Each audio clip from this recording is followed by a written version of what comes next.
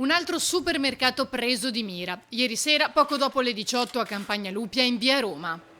Due persone sono entrate con il volto coperto da una mascherina e da un cappello. Hanno puntato un fucile e una pistola contro le cassiere. Si sono fatti consegnare l'incasso, 1.400 euro, poi sono fuggiti.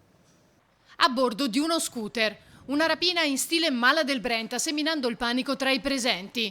Immediato l'allarme alle forze dell'ordine e 40 minuti dopo i carabinieri di Vigonovo, impegnati in uno specifico servizio antirapina, hanno fermato alcune persone a bordo di un'auto con il denaro precedentemente rubato e 50 munizioni calibro 9 all'interno.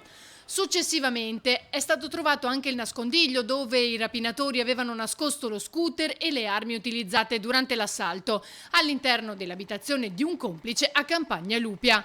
C'erano anche un fucile a canne mozze con matricola a brasa, scacciacani a salve, passamontagna, caschi e materiale utilizzato per la rapina, compresa una fascia utilizzata da uno dei banditi per nascondere un tatuaggio sul braccio. I 4 sono stati arrestati per rapina aggravata in concorso, detenzione e porto illegale di arma clandestina, detenzione abusiva di munizioni e ricettazione. 3 sono stati portati in carcere, 1 è ai domiciliari in attesa dell'udienza di convalida. 2 fanno parte dell'ex Mala del Brenta di Felice Maniero, un terzo è un ex finanziere. Ora si cercherà di capire se la coppia possa essere responsabile anche dei precedenti recenti colpi nei supermercati. Sorpresi i residenti della zona.